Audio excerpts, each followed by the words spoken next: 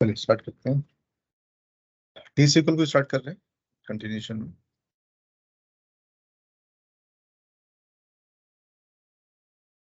Transitional sequels है primary purpose आपका sequel programming का के साथ था, जो हमने लास्ट टाइम देखा था उसकी कंटिन्यूशन ले रहे हैं। तो यहाँ दो चीजें आपके पास हैं जब भी टी सीक्वल करते हैं। तो पहला जो केस आता है वेरिएबल्स का है, जो लास्ट टाइम हमने देखा था।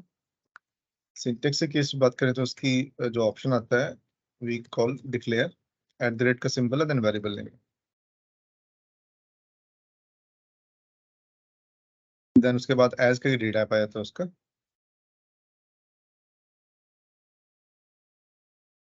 उसके बाद में इस वेरिएबल को असाइन करने के लिए ये डिक्लेयर सिंटेक्स बोल देता हूँ उसको, डिक्लेयर सिंटेक्स असाइनमेंट के लिए अब वेरिएबल का नाम सेट के साथ यूज करते हो,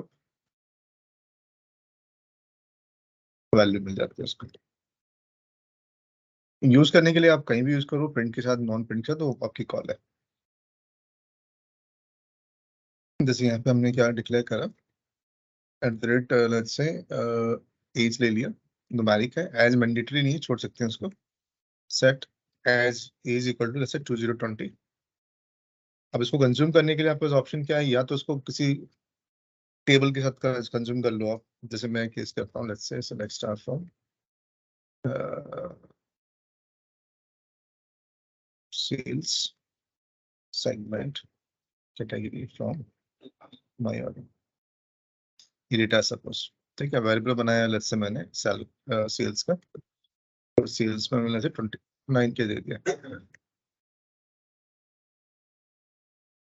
ठीक है, मुझे ये वैल्यूज यहाँ पे वैल्यू सेल्स के साथ कंपेयर करनी है। ग्रेटर देन सेल्स, स्पेलिंग गलत कर दी मैंने।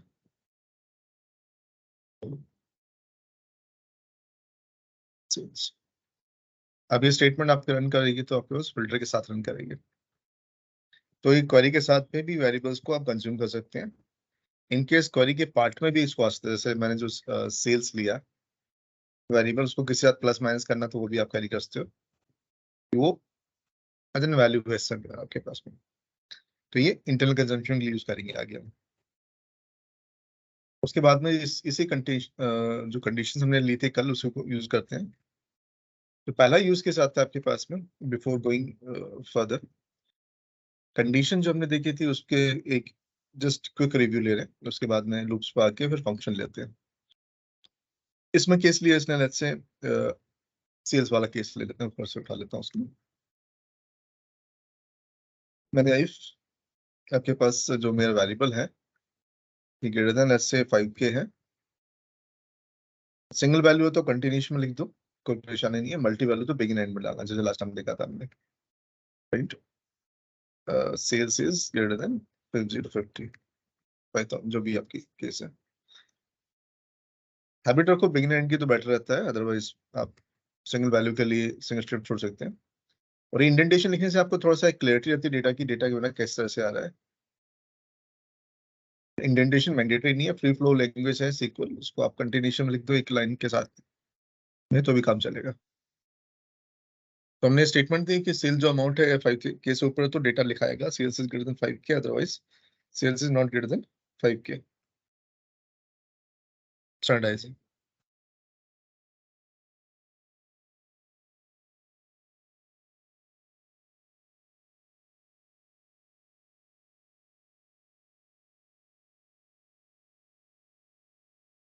चाहो तो एक लाइन में दे सकते हो पूरी बिगिन एंड प्रिंट को, कोई परेशानी नहीं है ऐसी। बस रीडेबिलिटी के लिए हम कोशिश करते हैं कि एक ही उसमें रहे, थोड़ा सा लॉजिक ठीक रहेगा। इसके साथ में आपके पास केस क्या आता है, ऐसे यूजर कहता है कि मेरे पास में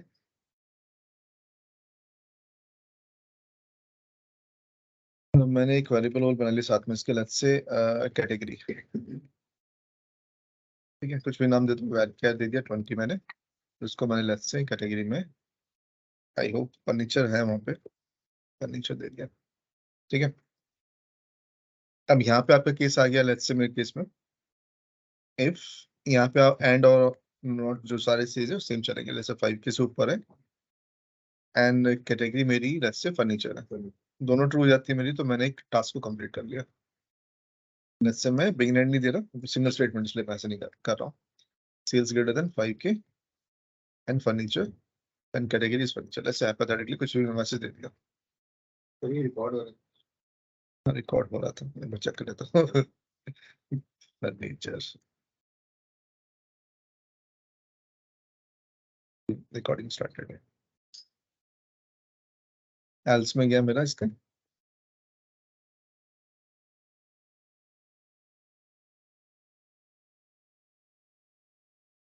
नॉट लिख दिया मैंने, and category is not furniture, just जो भी यूज केस है।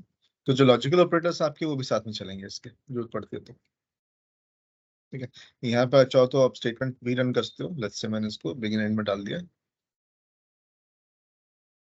यहाँ पे मैंने एंड के साथ ही रन कर लिया उसको। Select sales category from my order where sales जो मुझे मिली और ग्रेटर देन जो वैल्यू है, एंड ऑपरेटर के साथ में कैटेगरी को मैंने क्या किया, जो कैटेगरी मेरे पास वैल्यू यूजर ने दी है। ये ट्रू नहीं होते हैं तो मैंने इसको डेटा आउटपुट नहीं दिखा रहा है, हाइपोथेटिकल केस। तो 9 केस है ऊपर, कैटेगरी में सेल्स में नहीं है, ऐसा कुछ है क्या? फर्नीचर के साथ कुछ अमाउंट छोटा है क्या?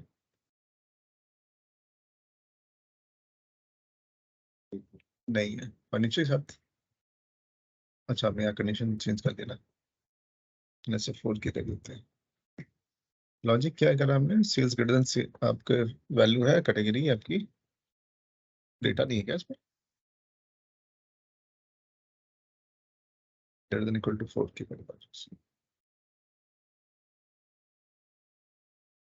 डेटा है, तो उस वाले केस में डेटा नहीं था। ठीक है, मतलब कंडीशन ठीक थी, उसमें डेटा नहीं मिल रहा था उसका। ठीक है, टू गो। चलिए नेक्स्ट आते हैं इसके पास। तो जितने भी इफ हैं, जितने स्टैंडर्ड है सारे चलेंगे, इफ एल्स एल्स इफ वाला केस। अब यहाँ पे केस लिया लेट्स से मैंने, अब लूप्स का केस आता है। लूप्स में क्या है, कोई आइटरेशन आप कंटिन्यूसली जब तक डेटा मैच कर रहा है तब तक आप दिखा रहे हो, तो वहां पे उस केस को हम कैरी फॉरवर्ड कर सकते हैं। जैसे मैंने यहाँ पे एक केस लिया, लेट्स से फर्स्ट केस है वाइल का, जो हम स्टैंडर्ड करते हैं। तो उसके लिए मैंने क्या करा, एक वैल्यू ली मैंने, डिक्लेयर आई एज इंटीजर, आई को लेट्स से 1 असाइन कर दिया मैंने। कंडीशन दी जब तक आई मेरा लेस देन 5 है प्रोसेस करें, क्योंकि मल्टी स्टेटमेंट तो बिगिन देना पड़ेगा। उसके बाद प्रिंट किया मैंने आई को, और आई को हर बार एक से ऐड कर रहा हूँ। उससे क्या हुआ, आप डेटा जब ये रन करेगा तो ये लूप की स्टेटमेंट है आपकी, जब तक कंडीशन ट्रू है मेरी वाइल की, तब तक वो आइटरेशन को रन कर रहा है ऑटोमेटिकली। आपको मैन्युअली ट्रांजिशन की जरूरत नहीं है। फिर अप टू 10 होता है तो अप टू 10 रन कर देगा। 9 चला गया। अब इस केस में क्या है कि दो चीजें इंपॉर्टेंट है। इन केस में स्टेटमेंट चेंज करता हूँ, नोटिस करना, इसको यहाँ डाल देता हूँ। उससे चेंज क्या आएगा मेरे आउटपुट पे, तो चेंज होगा 1 2 कॉन्टिन्यूसली नहीं आएगा, कंटिन्यूस में क्यों नहीं आएगा? सेट प्रिंट अपडेट, लेकिन स्टेटमेंट ठीक है। हाँ जी, अब चैलेंज तो ये आएगा, जो पहले 1 से स्टार्ट हो रहा था मेरा, वो 2 से स्टार्ट होगा, क्योंकि मेरा प्रिंट से पहले इंक्रीमेंट हो गया मेरा। अदरवाइज सीक्वेंशियल रहेगा, क्योंकि एक से इंक्रीमेंट है तो एक से ही रहेगा, लेकिन 2 से स्टार्ट होकर आपका नीचे लास्ट वैल्यू 10 तक चली जाएगी, क्योंकि वो 9 में लूप के अंदर आया था, इंक्रीमेंट करके 10 प्रिंट करके बाहर हो गया। तो इटरेशन है। अब यहाँ पे एक केस और इंपॉर्टेंट आता है, if I equal to let's say 4। ठीक है, मैंने यहाँ सब क्या लिखा, कंटिन्यू कर दिया। तो कंटिन्यू कीवर्ड जो मेरे पास में है, कीवर्ड मुझे क्या हेल्प करता है कि मुझे कोई ज्यादा मर गया, अभी कहता है मुझे कोई डेटा स्किप करना है। कंटिन्यू क्या है कि इस लाइन के बाद ये लाइन ट्रू होती है, कंटिन्यू नेक्स्ट की स्टेटमेंट, इसके बाद जो स्टेटमेंट होगी उस सबको स्किप मार जाएगा। नोटिस करना, जो प्रिंट का आउटपुट मेरे पास आ रहा था वो आपका 1 से लेके 10 तक आ रहा था, कोई गैप नहीं है। 2 से लेके 10 तक आ रहा था, कोई गैप नहीं है। 4 पे मैं कहता हूँ स्किप करेगा, 4 के केस में वो प्रिंटिंग अवॉइड करेगा उसको। तो कोई स्टेटमेंट आपको कहता है कि मुझे स्किप करनी है किसी कंडीशन को ट्रू होने पे, जैसे मैं कहूँ फैन ऑन कर दिया आपने, फैन बंद हो जाएगा, लाइट चली जाएगी, तो फैन स्विच ऑन है इवन आपका, लेकिन फैन ऑफ हो गया क्योंकि वो उस ड्यूरेशन में लाइट ऑफ हो गई। इसका मतलब ये नहीं स्विच ऑफ हो गया, स्विच अभी भी चल रहा है, लाइट आएगी तो फैन ऑटो रन कर जाएगा। दूसरा केस आता है यहाँ पे, let's say I equal to, let's से मैंने इसको 8 कर दिया। यहाँ ब्रेक का केस दे रखा है। ब्रेक का केस क्या है, सपोज मैं स्विच ऑन कर रखा है, लाइट भी आ रही नहीं है, मेरा फैन चल गया, उस केस में क्या है कि मेरा लूप जो चल रहा था लेकिन पंखा बंद हो गया, तो उसके लिए जो लूप का जो कॉन्टेक्स्ट खत्म हो गया वो बंद ही हो गया परमानेंटली। जो ब्रेक के केस में क्या लूप मेरा यहीं पे क्लोज हो जाएगा इसके कॉन्टेक्स्ट में, मतलब 7 तक प्रिंट करेगा उसके बाद डेटा प्रिंट नहीं करेगा।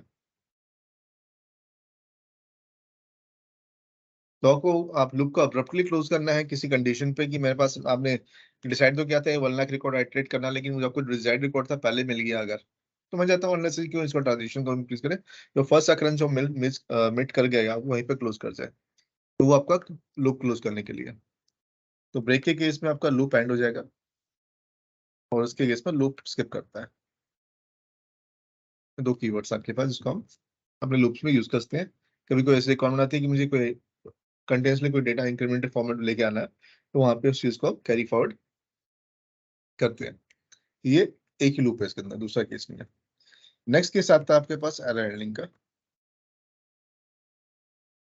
जब प्रोग्रामिंग में कहीं भी कोई ऐसा केस लिखा आपने यहाँ पे एरर आ रही है, तो उस एरर को या तो हम उसका ऑल्टरनेटिव शो कर रहे हैं या उसका हम लॉग क्रिएट कर रहे हैं। दो ऑप्शन आपके पास आते हैं। ब्रेक ब्रेक जहाँ पे हम कर रहे हैं उस पे हम कंटिन्यू यूज कर सकते हैं या नहीं कर सकते, वो ओवरराइड करेगा नहीं? एक टाइम पे जो पहली चीज आएगी वही हिट करेगी। वही मतलब आपने कंटिन्यू को एड कर दिया सपोज यहाँ पे, इसके में स्टेटमेंट चलेगी नहीं आपकी, तो यहीं पे कंटिन्यू होगा। कंटिन्यू केस में क्या है कि नीचे स्टेटमेंट चलेगी नहीं। तो दोनों से एक ही जो फर्स्ट फीफो चलता है, फर्स्ट इन फर्स्ट आउट, ऊपर से नीचे जो स्टेटमेंट चल रही है पहली जो मिल गई वो चल जाएगी। दोनों स्टेटमेंट कंटिन्यू ब्रेक एक्स्ट्रा चलाने नहीं चलाना, कोई लॉजिक नहीं बनेगा उसका, क्योंकि कंटिन्यू पहले चलेगा तो ब्रेक का काम नहीं है, ब्रेक चलेगा कंटिन्यू का काम नहीं बचता। चलिए इसमें एक एरर हैंडलिंग देखते हैं, very basic case. Let's say declare करा मैंने num1 num2, ऐसे मैं इसको इंटीजर कहता हूँ, इंटीजर इंटीजर और रिजल्ट इंटीजर। इन इंटीजर ले लिया मैंने, इनको वैल्यूज दे दी कुछ, num1 10, num2 2, result equal to num1 divided by num2। So print कर दूंगा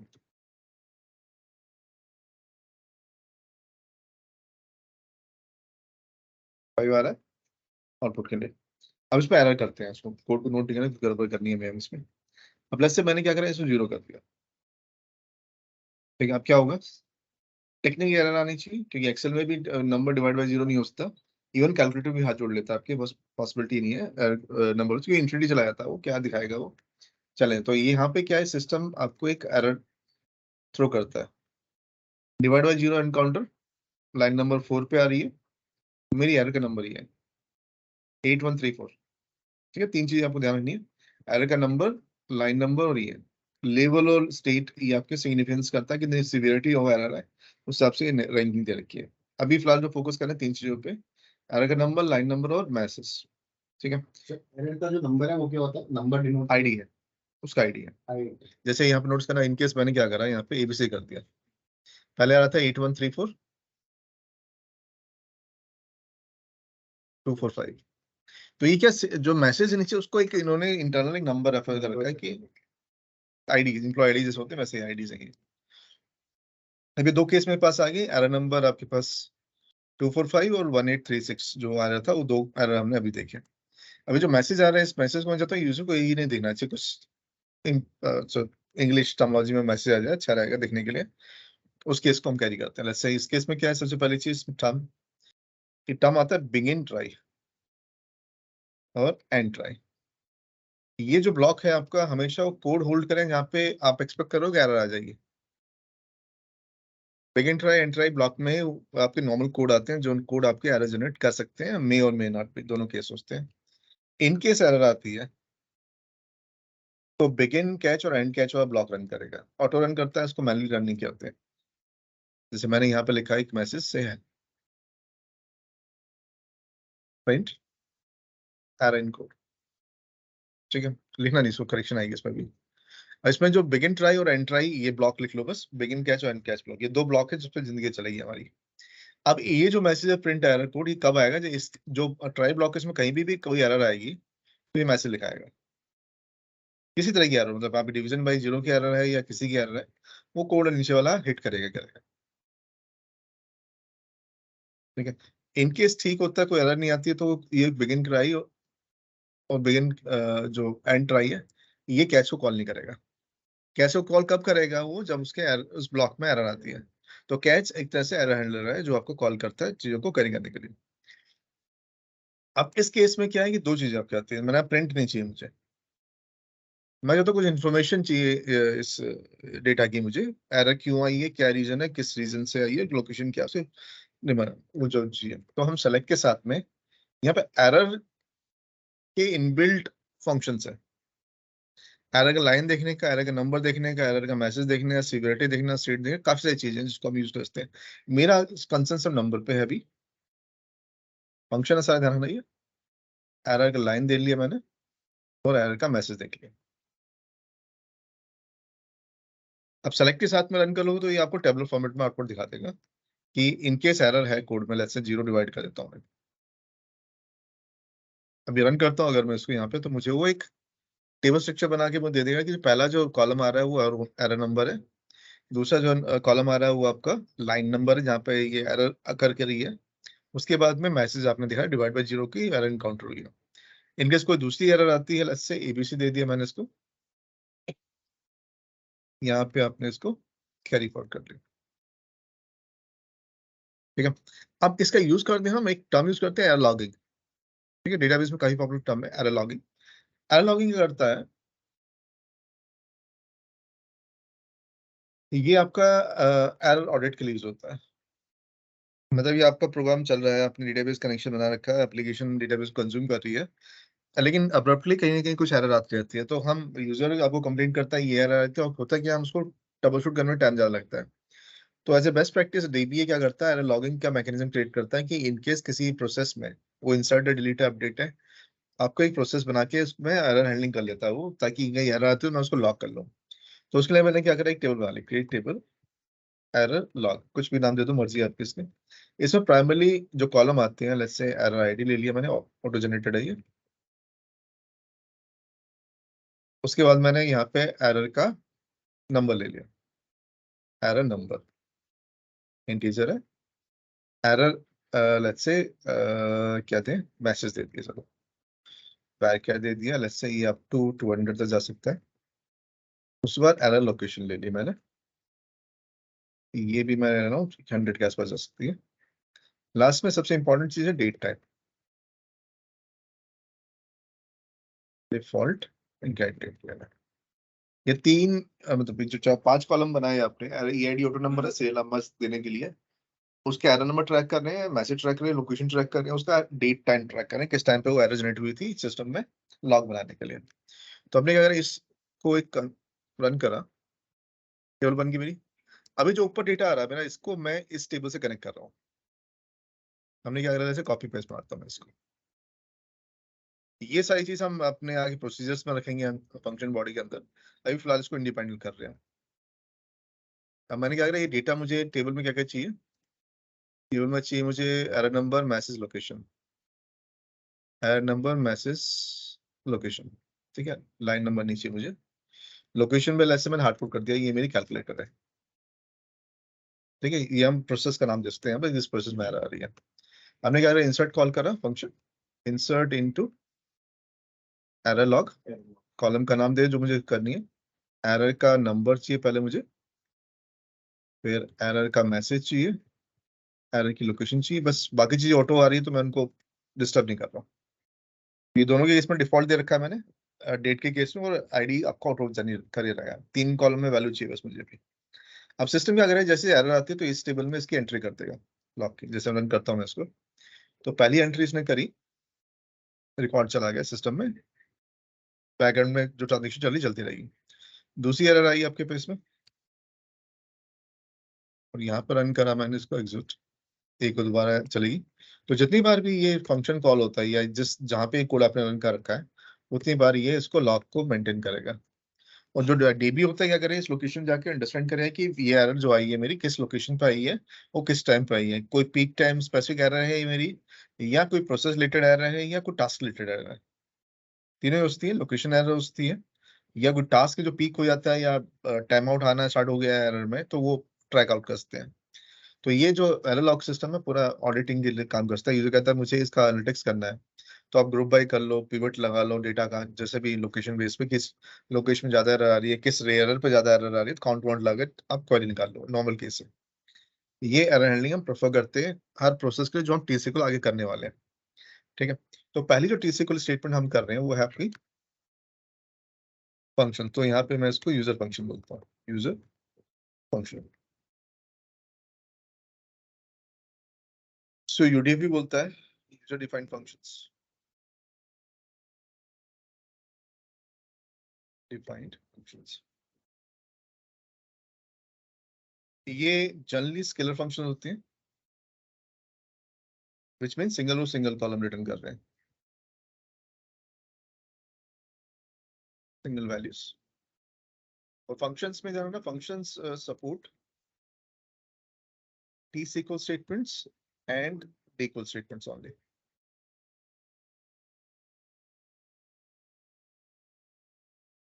Does not support print keyword or DML statements and error handling. ये तीनों चीजें फंक्शन बॉडी के पार्ट नहीं बनेगी। हम कैलकुलेशन कर सकते हैं, हम ट्रांजेक्शंस कर सकते हैं, सेलेक्ट क्वेरीज रन कर सकते हैं, लेकिन DML इंसर्ट डिलीट अपडेट और एरर हैंडलिंग प्रिंट ये तीनों स्टेटमेंट रन नहीं करेंगे। चलिए मैंने क्या करा, एक फंक्शन बनाते चलो, मैंने statement the, right A query to create a function to accept two numbers and print the return the sum of the numbers. ठीक है, ये क्वेश्चन छोटा सा है, उसको कॉम्प्लिकेशन बढ़ाएंगे आगे चल के।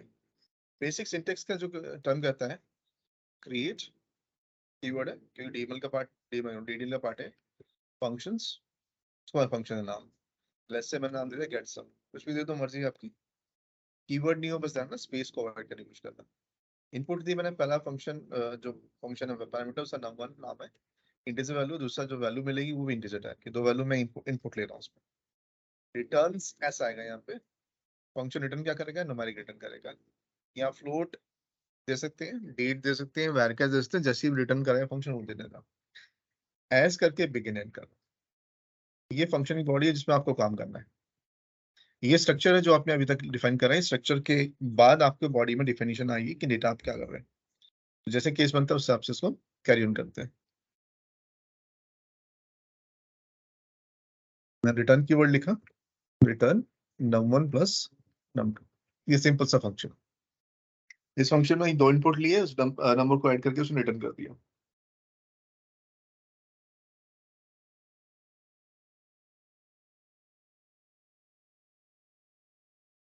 ठीक है, तो रिटर्न यहाँ दो जा रहा है ना, ये रिटर्न से, ये रिटर्न है। जो डेफिनेशन के टाइम पे आता है ऊपर जो है वो रिटर्न है, मल्टीपल वैल्यूज है, यहाँ पे स्पेसिफिक वैल्यू रिटर्न कर रही है, तो वो एज ये बॉडी है इसकी, ये इसकी बॉडी को नाम दे रहे हैं। तो जितने भी जगह आगे फ्यूचर में आप करोगे तो किसी ऑब्जेक्ट को आप सिस्टम परमानेंटली सेव करोगे वैसे के साथ आएगा, प्रेफर कर रहे हैं। क्योंकि कोई केस में वो क्या है, डेफिनेशन को फिर वो चैलेंज करता है कई केस में, जैसे मैंने उसको रन करा तो उसने बिना एज के भी बना दिया, रनिंग एज रिकमेंडेड है।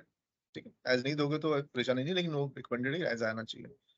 ताकि जैसे वेरिएबल केस में हम क्या करते थे, declare at the rate as integer, उससे क्या है कि इंटीजर टाइप की वैल्यूज को एसोसिएट हो जाती है मैपिंग के लिए, तो एज रिकमेंडेड है आपके पास। अब इसको यूज करने के लिए हम क्या लिखते हैं, मैंने कहा सेलेक्ट, हमेशा हर फंक्शन के आगे DPO लगेगा आपका, क्योंकि आपका ऑनर DPO ही है, आपकी कोई दूसरी स्कीमा है तो उसका नाम आएगा, फिलहाल DPO इसमें। अब यहाँ पे क्या करा, उस फंक्शन का नाम गेट सम 10,20 दे दिया मैंने। तो क्या करेगा ये फंक्शन, सिस्टम में जो हमने कैलकुलेशन दी उस कैलकुलेशन हिट करेगा, आपको आउटपुट दे देगा। और ये आपकी जो लोकल टेबल्स उस पर चल सकता है, जिसमें सेल्स एंड प्रॉफिट ले लिया, प्रॉफिट फ्रॉम माई ऑर्डर्स, ये टेबल है मेरी, इस पे फंक्शन कॉल कर रहा हूँ, सेल और प्रॉफिट सम कर रहा हूँ, let's hypothetically get sum sales comma profit. तो ये अगर रो बाय रो चलेगा, उस डेटा को सम अप करके डेटा आपको दे देगा। तो जो फंक्शन है स्केलर फंक्शन है, रो बाय रो हिट करेंगे सिस्टम में आउटपुट देने के लिए। अब थोड़ा सा कॉम्प्लिकेशन इंक्रीज करते हैं इसकी, तो write a query to create a function to accept category and sales amount, ठीक है, and implement below conditions, ठीक है। पहली कंडीशन है आपके पास कि अगर मेरी जो कैटेगरी है जैसे फर्नीचर होती है तो मैं डिस्काउंट दे रहा हूँ, फंक्शन नाम डिस्काउंट दे रहा हूँ लेट्स से 20% सेल का,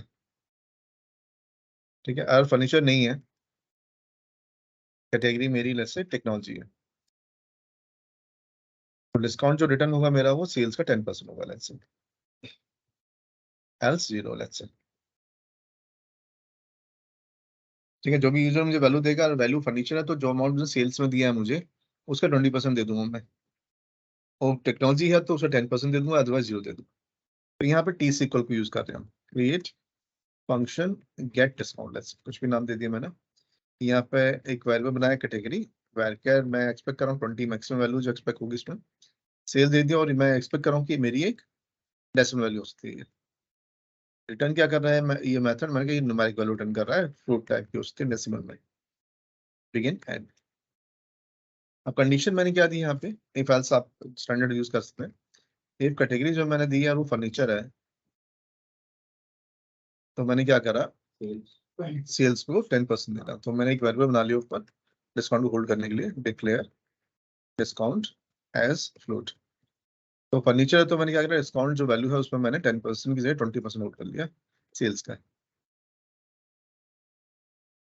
अगर ये कैटेगरी फर्नीचर नहीं है, टेक्नोलॉजी है, तो सेट किया डिस्काउंट के अंदर मैंने 10% ऑफ सेल्स,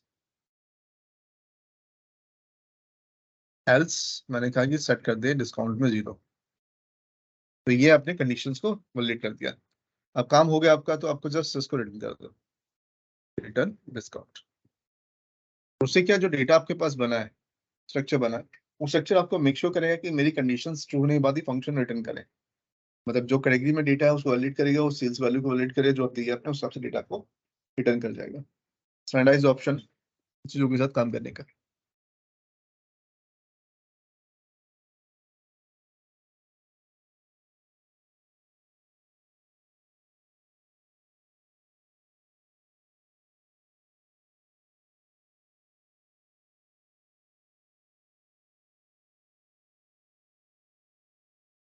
ठीक है, तो रन करा मैंने इसको, मैंने लेक्चर रन करा, उससे dbo डॉट गेट डिस्काउंट, मैंने यहाँ पे लेक्चर फर्नीचर दे दी और सेल्स लाए 10,000 दे दी, तो मुझे 20% मिलना चाहिए। फर्नीचर कुछ और है, अगर मेरा लेक्चर कॉपी पेस्ट पा रहा है, मैंने सिर्फ टेक्नोलॉजी कर दिया, 10% का केस है।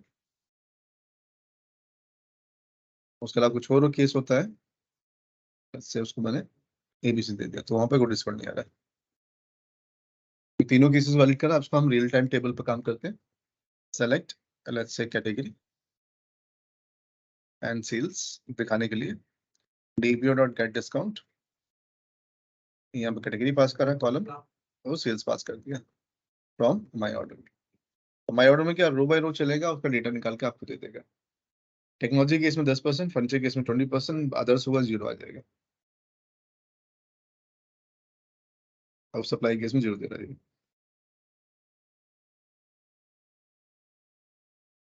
जैसे आपके पास वैल्यू, क्योंकि इससे बेनिफिट क्या है इसका कि कभी भी आप इस स्ट्रक्चर में जाके चेंज कर सकते हो। सपोज कर मुझे डिस्काउंट परसेंटेज चाहिए, मैं क्वेरी जो फ्रंट एंड पे चली जाती है क्वेरी, तो केस पढ़ा था हमने, उस केस को करने की वजह हम कोशिश करते हैं कि हम अपने डेटा को T sequel level per transaction करें ताकि उसकी मेंटेनेबिलिटी ठीक रहे। अभी जो मैनेजमेंट कहती है मुझे ये डिस्काउंट परसेंटेज, तो हम क्या करते हैं, सिंपल इसको ऑल्टर कॉल करते हैं। मैंने परसेंटेज जैसे 25% कर दी, इसको उसकी 15% कर दी। जो अदर्स है मैं उनको लेट्स से सबको ही 5% दे रहा हूँ। बिजनेस केस आ गया कोई ऐसा बनाने के लिए, तो हमने कहा ठीक है आप बना लो। तो ये ऑल्टर कर दिया फंक्शन, फ्यूचर में जो क्वेरी का आउटपुट आएगा उस हिसाब से आएगा। आपको एप्लीकेशन चेंजने की जरूरत नहीं है, ना इंटरफेस जानने की जरूरत है, सब बैकएंड में आपने लॉजिक को प्लग इन कर दिया। उस लॉजिक प्लग इन से क्या है, फ्यूचर का जो डेटा है आपका आप उस हिसाब से मॉडिफाई हो जाएगा। उसे क्या मॉड्यूलिटी आ जाती है कोड के। मॉड्यूलिटी इसमें क्या है, आप डेटा का प्लग एंड प्ले कर सकते हो बैकग्राउंड में, आपका फ्रंट एंड पे रिपोर्ट से डिस्टर्ब नहीं करती। जैसे आपके पास कोई भी एप्लीकेशन यूज करो, क्लाउड बेस है, क्लाउड बेस का इंटरफेस कभी भी चेंज मार देता है गूगल। जीमेल है, जीमेल इंटरफेस कहीं भी चेंज हो जाए उसे इंटरफेस को हम कैरी ऑन कर लेते हैं। जितनी बार से चेंजेस करनी है उतनी बार इसमें ऑल्टर करनी है। ऑल्टर करते हो, लिमिटेशन केस। इसमें एक केस लेते हैं छोटा सा, साइड डीक्यूल का इसको एक्सपोजर दिया जाए। राइट एक query to get the dealer commission based on category provided। ठीक है, कैलकुलेशन जो है will be 10% of average sales of given category। ये क्वेश्चन है, मतलब यूजर कहता है मेरे पास जो डेटा पॉइंट्स आ रहा है उस डेटा पॉइंट्स को मैं मेक श्योर कर रहा हूँ कि जो डेटा पॉइंट्स आएगा वो कैलकुलेशन के बाद ही डीलर कमीशन देगा। डीलर कमीशन में जो भी कैटेगरी आप पास करोगे उसमें उस कैटेगरी का पहले एवरेज निकालेगा, फिर 10% निकालेगा, फिर आपको देगा। मतलब फंक्शन ऐसा बनेगा जिसमें आपके पास कभी भी फंक्शन कॉल करोगे, आप कैटेगरी पास करोगे और डीलर कमीशन दे देगा। तो कैलकुलेशन नोटिस करना है इसकी, क्रिएट फंक्शन गेट एवरेज, कुछ भी दे दो, get let's say dealer commission देते हैं। केस सेंसिटिव नहीं है, समझ दे कमीशन या कैटेगरी पास करें, मैंने कुछ नहीं दे रहा बस मैं। रिटर्न फ्लोट वैल्यू आ रही है मेरी एज बिगिन एंड। अब सबसे पहली चीज क्या मैंने क्या करा है, इसकी एवरेज निकाली, एवरेज सेल्स। तो एवरेज सेल कैसे निकलेगी, मेरे पास एवरेज फॉर्मूला है उसका कॉल कर रहा हूँ, select average sales from my order, जहाँ पे कैटेगरी जो यूजर ने पास कर रही है वो मैच कर रहा है। इससे क्या होगा, मुझे इस एवरेज आएगी, इस एवरेज को कहाँ होल्ड कर लिया मैंने, इस वेरिएबल में। अब इस वेरिएबल के अंदर डेटा आ चुका है, अब मैं इसको कंज्यूम कर सकता हूँ। रिटर्न एवरेज सेल्स का 10%, खत्म। यही फैसला लगाना तो लगा लो, मेरे केस में स्टैंडर्ड से सीधा ले लिया उसने। अब इस केस में अगर आप इसको कंज्यूम करते हो, DBO dot gate dealer commission, यहाँ पे मैंने फर्नीचर कॉल कर दिया, तो मुझे इसने कुछ अमाउंट दे दिया। ठीक है, फर्नीचर स्पेलिंग गलत हो गई, तो यहाँ पे नल की जगह एक काम करा करो, बेस्ट है इज नल यूज करा करो, ब्लैंक नहीं आएगा आपको, जीरो दे दो। इनके जो कैटेगरी यूजर ने दी है अगर आपकी, उसको कैटेगरी एग्जिस्ट नहीं करते तो इस नल से क्या डेटा आपका थोड़ा सा स्ट्रीमलाइन हो जाएगा, वो जीरो दे देगा आपको। नल आउटपुट में क्या डेटा जस्टिफाई नहीं पाता ठीक से, फर्नीचर दे दिया। इनकेस कोई कैटेगरी आपने ऐसे दी है जो आपकी एग्जिस्ट नहीं करती है तो जीरो दे देगा, तो ये नल नहीं देगा। अब ये इसको वेरीफाई करते हैं डेटा ठीक है या नहीं। तो हमने करा, लेट्स से एक स्टेटमेंट बना ली, लेट्स से एक select category average sales from my order group by category. ठीक है, ये इसकी एवरेज सेल्स है। अब डिस्काउंट को चेक करते हैं, डिस्काउंट क्या सही दे रहा है। लेट्स से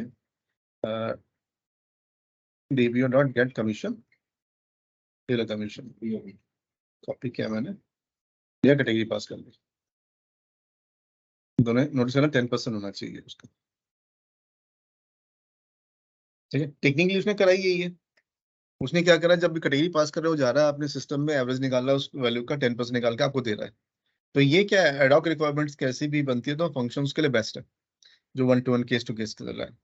तो इस केस को हेडर आप देना चाहो डीलर कमीशन दे दो, वहां पे कैरी कर देगा डीलर कमीशन।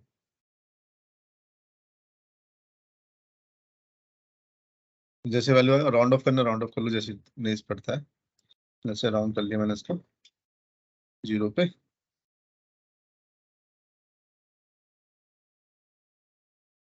तो आपके पास जैसा वैल्यू आई वैसे उसको हम कैरी कर सकते हैं। ठीक है, ये स्केलर फंक्शन है। फंक्शन कैटेगरी में एक को फंक्शन आता है, इसको टेबल फंक्शन बोल रहे हैं। अब टेबल फंक्शन के इसमें क्या है कि डिफरेंस सिर्फ इतना है आपके पास कि जो नॉर्मल फंक्शन होते हैं सिंगल वैल्यू रिटर्न करते हैं, और टेबल फंक्शन टेबल रिटर्न करता है। सपोज मुझे कोई ग्रुप बाय स्टेटमेंट है जो एज एन आउटपुट रिटर्न करनी है कहीं पे, तो उसके लिए table function would be by touch wise. जैसे मैं एक केस लेता हूँ यहाँ पे, फंक्शन बनाने से पहले select category, sub category, sum of sale, sale नाम दे दिया उसको सेल्स, उसके नीचे दे दिया मैंने सम ऑफ प्रॉफिट, सब टाइटल दे दिया let's say total profit from my order, group bye कर दिया कैटेगरी वर्सेस सब कैटेगरी, कैटेगरी सब कैटेगरी। ठीक है, रन करा इसको मैंने, डेटा आ गया, सॉर्ट कर देता हूँ ऑर्डर बाय फर्स्ट कॉलम के बेस पे। ठीक है, फर्नीचर का डेटा लगा रहा, बाकी डेटा नीचे सीक्वेंशियल आ रहा है।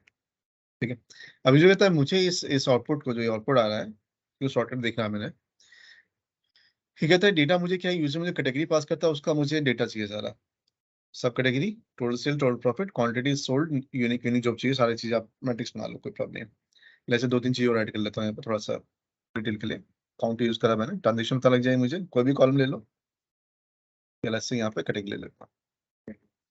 ठीक है, तो यहाँ पे आपके पास में ट्रांजेक्शन देता है हेडर इसका।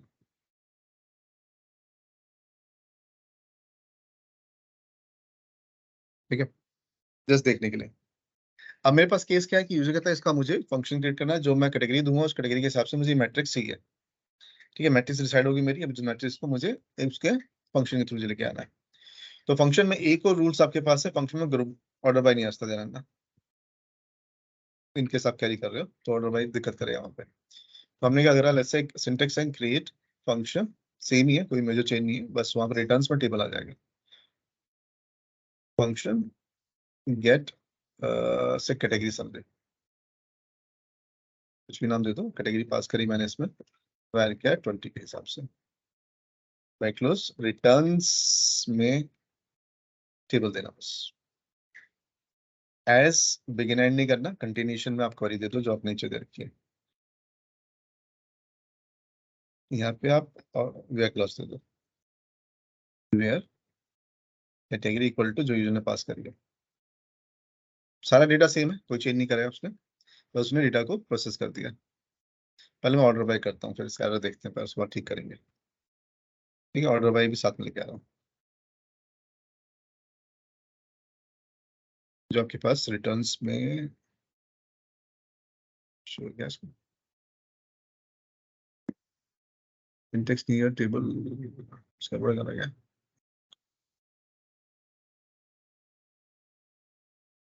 अच्छा, रिटर्न्स लिखना भूल गया सॉरी, रिटर्न तो देना ही पड़ेगा, अदरवाइज रन नहीं कर पाएगा वो। लेट्स से एज कर देता हूँ थोड़ा रीडेबिलिटी के लिए, अदरवाइज एज मैंडेटरी नहीं है। ठीक है, इन केस मैं इसको ऑर्डर बाय के साथ रन करता हूँ, लेट्स से ऑल्टर करता हूँ, टेस्ट करना।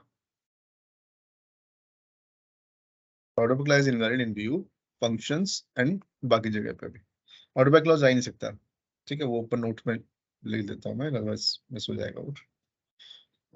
नोट कहाँ है हमारा फंक्शंस का, ये we cannot use order by clause in function creation। चलिए,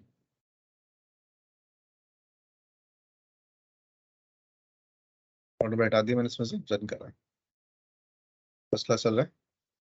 अब सो यूज करने का तरीका अलग है, हम पहले जो नॉर्मल फंक्शन थे सिलेक्ट लिस्ट का पार्ट थे, इस बार ये फ्रॉम के अंदर आएगा, dbo dot gate category summary, और यहाँ पे मैं फर्नीचर दे दिया।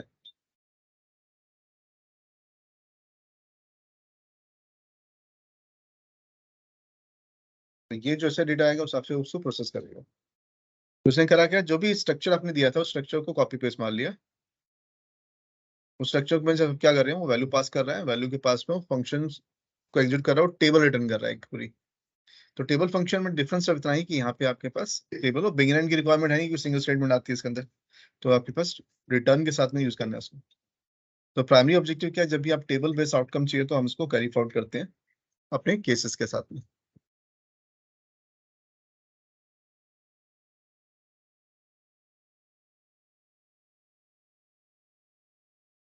ठीक है, अब इसमें एक केस और आता है, जो कहता है चलो ये जो डेटा आपके पास आया है, इस डेटा को एक रिस्ट्रिक्शन हो रहा है इसमें, इसी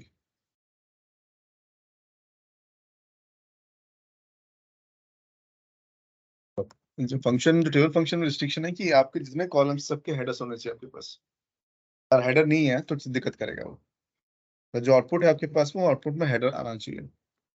यहाँ पे मेरा फंक्शंस नीचे था, इसमें लिख देता उसको भी प्रिसाइसली लिखना, टेबल फंक्शन, नॉर्मल फंक्शन की बात नहीं है। Table function equal statement should have column headings for all columns। Column heading जो है उसके सारे कॉलम के लिए चाहिए, मैंडेटरी, अदरवाइज चैलेंज करेगा वो। ठीक है, उसके बाद में जितना भी आपने स्टेटमेंट लिया वो आपकी जगह सेव होता है, ये यहाँ पे डेटाबेस। डेटाबेस में जो डेटाबेस अभी करंटली आप यूज कर रहे हो डब्ल्यू, इसमें प्रोग्रामेबिलिटी में फंक्शंस आते हैं, ये स्केलर फंक्शंस में आएगा। ठीक है, दूसरा केस इसमें एक और होता है, यहाँ पे एक टर्म आता है, let's say select star from sys objects. ठीक है, सिस ऑब्जेक्ट जैसे हम लास्ट टाइम भी देखा था, एक स्टैंडर्डाइज्ड टेबल है जिसमें सारे ऑब्जेक्ट जो इस डेटाबेस में आपने बनाए सारे लिस्ट होते हैं। तो यहाँ पे आपके पास सेग्रीगेशन का पॉइंट है कि मैं को सर फंक्शन फंक्शन देखने हैं, तो यहाँ पे एफ करके शॉर्ट आता है। देखो यहाँ पे स्केलर फंक्शन एफ एन आ रहा है, तो आपको सारे फंक्शन चाहिए, तो आपको सर यहाँ पे आपके पास वेयर टाइप एफ एन दे दिया।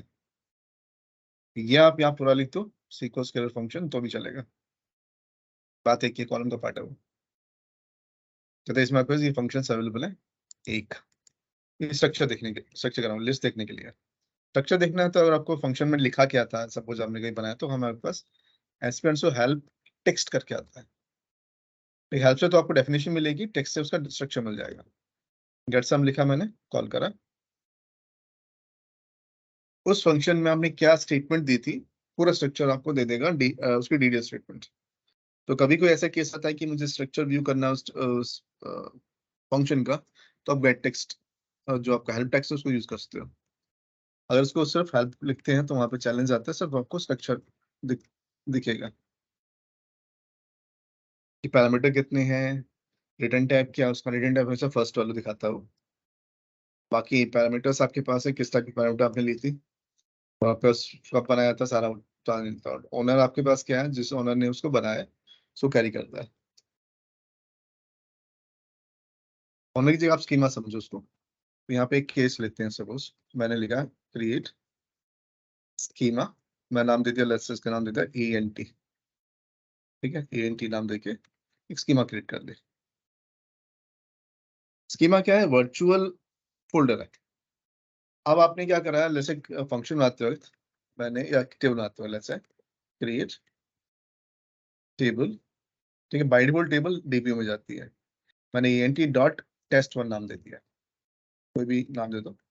यहाँ बस मैंने क्या दिया, TID और TNAME, दो ही कॉलम दे दो। तो ये जो टेबल बनेगी आपकी स्कीमा अलग बनेगी उसकी, उस डेटा के साथ में उसको कंज्यूम करता है। अब जो टेबल जितनी आपके पास है उस टेबल को आप देखते हैं, अगर लेट्स से मैंने यहाँ पे select star from sys tables देखा, मैंने नोटिस करना, ये टेबल्स देखने का पूरा स्ट्रक्चर है। यहाँ पे इसने क्या करा, जितने भी आपके पास वो दे रखी है टेबल्स, इसकी स्कीमा आईडी अलग बनती है। या आप इसको ऐसे ले लो कि मैंने कहा इसको मैं यूज करता हूँ टेस्ट वन, तो ये रन नहीं करेगा आपके पास में, इन केस मैं इसको किसी दूसरी डीबीओ से कॉल करता हूँ। नोट्स करना, डीबीओ का पार्ट है नहीं अभी ये आपका पार्ट है किसका, टेस्ट वन, उसमें भी है क्या, टीएस के साथ है उसमें। चलो इसको मैं स्कीमा के साथ देखता हूँ, नोट्स करना, के साथ ENT के साथ। तो उसमें क्या है, हमारे पास प्रोविजन है कि हम अलग अलग स्कीमा में सेम नाम टेबल रख सकते हैं। तो उसने क्या वर्चुअल स्पेस बना दिया, तो एक वर्चुअल स्पेस डीबीओ है जो डिफॉल्ट मिलता है, दूसरा वर्चुअल स्पेस ENT दे दिया जो आपके पास है। अब इस ENT के अंदर में कोई फंक्शन बना आपका, तो उसको कैरी करते हैं। जैसे मैं एक ऊपर का फंक्शन कॉल करते हैं, तो बनाया था ना पहला फंक्शन, उसको ले लेते हैं, पेज डाउन ये ले लेते हैं, चलो छोटा सा। अब हमने क्या करा, क्रिएट फंक्शन करा, बाय डिफॉल्ट डीबीओ में जाता है ये, मैंने उठा के इसको ENT में रख लिया, समवन नाम दे दिया जान उसके, इसका रन करा। अब ये जब इसको रन करता है तो मुझे डीबीओ नहीं चलेगा इस पर, डीबीओ में तो है ही नहीं वो फंक्शन उस तरह से। तो ये जो स्कीमा का पर्पस देने का यही है कि उसको आइडेंटिफाई हो कि मेरे पास किस स्कीमा से उसको कैरी फॉरवर्ड करना है। अब ये मुझे ENT से रन करना पड़ेगा क्योंकि ENT पे है। तो स्कीमा से आपकी फिजिकल जो स्ट्रक्चर है उसको अकोमोडेट करने के लिए वर्चुअल एंटिटी क्रिएट करता है। ताकि कई बार होता है हम ऑनरशिप देने के लिए हम स्कीमा यूज करते हैं, टेबल बेस्ड ऑनरशिप हम नहीं देते, हम स्कीमा बेस्ड ऑनरशिप देते हैं। तो फंक्शन भी उसकी स्कीमा के अंदर आ रहे हैं, तो स्कीमा की आपको किसी ने परमिशन दे दी है, तो उसमें जितने भी फंक्शन ऑब्जेक्ट हैं या बाकी जो चीजें हैं वो सारी एक्सेसिबल हो जाती हैं। इसलिए हम फिजिकली वर्चुअल स्ट्रक्चर बनाने के लिए हम स्कीमा को कैरी करते हैं, वर्चुअल फंक्शन। ठीक है, इतना रखते हैं इसको, नेक्स्ट टॉपिक कल ले लेते हैं। हाँ, कल हम करेंगे प्रोसीजर्स और ट्रिगर्स, थोड़ा सा डाटा की है।